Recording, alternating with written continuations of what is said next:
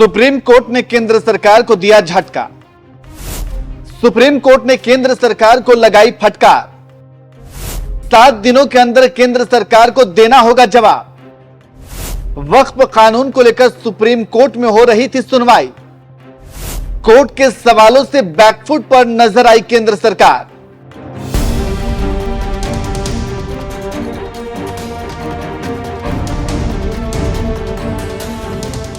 नमस्कार, मैं नियाज खान और आप देख रहे हैं न्यूज एक्सप्रेस। वक्फ कानून को लेकर देश भर में नाजुक स्थिति बनी हुई है और जब से ये दोनों सदनों से पास हुआ है तब से इसका विरोध भी हो रहा है।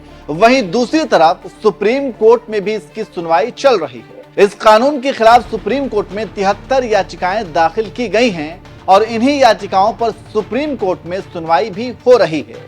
ये सुनवाई सीजेआई संजीव खन्ना, जस्टिस संजय कुमार और जस्टिस केवी विश्वनाथन की पीठ कर रहे हैं। बुधवार को इसकी पहली सुनवाई हुई थी, वहीं दूसरी सुनवाई गुरुवार को हुई।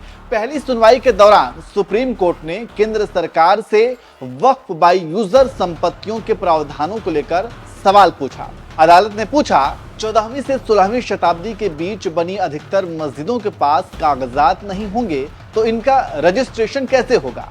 इसके अलावा अदालत ने केंद्र से पूछा कि क्या वह हिंदू ट्रस्टों में मुसलमानों को शामिल करने की अनुमति देगा।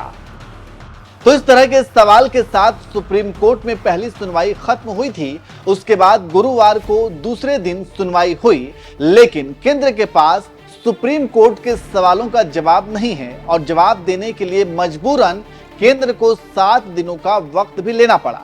अब इसकी अगली सुनवाई 5 मई को होगी। तब तक इन नियमों पर यथास्थिति बनी रहेगी। सुप्रीम कोर्ट ने दूसरे दिन की सुनवाई में साफ कहा कि वह सिर्फ 5 याचिकाओं पर ही सुनवाई करेगा और अगले आदेश तक संशोधित कानून के तहत नई नियुक्ति नहीं होगी।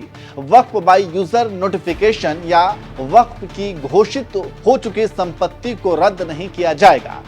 तो दूसरे दिन की सुनवाई में इस तरह से सुप्रीम कोर्ट ने केंद्र सरकार को फटकार लगाई है और तीखे सवाल दागे हैं, जिसका जवाब केंद्र सरकार के पास नहीं है और इसके लिए उन्होंने 7 दिनों का वक्त मांगा है। अब अगली सुनवाई 5 मई को होगी, तो देखना होगा कि अगली सुनवाई में क्या कुछ निकलकर सामने आता है। वैसे आप वक्फ कानून को लेकर क्या कहेंगे, कमेंट करके जरूर बताएं। और चलिए खबर के आखिर में हम आपको सुनाते हैं कि सुप्रीम कोर्ट में सुनवाई के बाद AIMIM के अध्यक्ष असदुद्दीन ओवैसी ने क्या कुछ कहा है।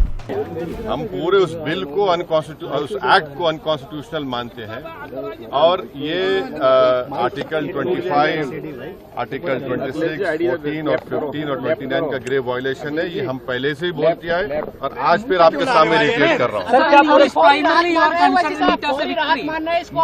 No. See, let us be very careful. The Honorable Supreme Court, as rightly pointed out by my counsel, Mr. Nizam Pasha, the Supreme Court has said that the Central Waqf Council and the State Waqf Boards will not be constituted.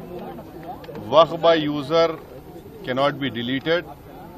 Now, there are other provisions also which we as a party have come to the Honorable Supreme Court that calling it unconstitutional.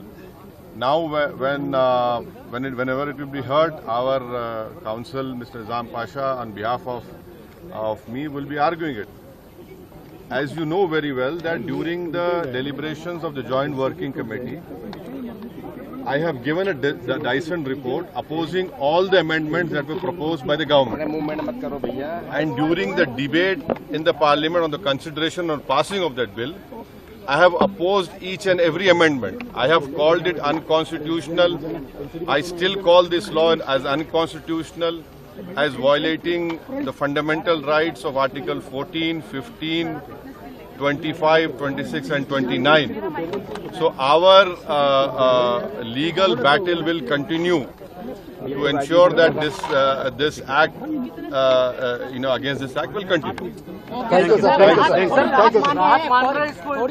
देखिए, सवाल देखिए, आपको पूरे उस कानून को समझने की जरूरत है। अब 5 साल का मुसलमान प्रैक्टिसिंग रहेगा सर, इधर भी 5 साल प्रैक्टिसिंग मुसलमान का तो रहेगा। अब उसको कौन डिसाइड करेगा?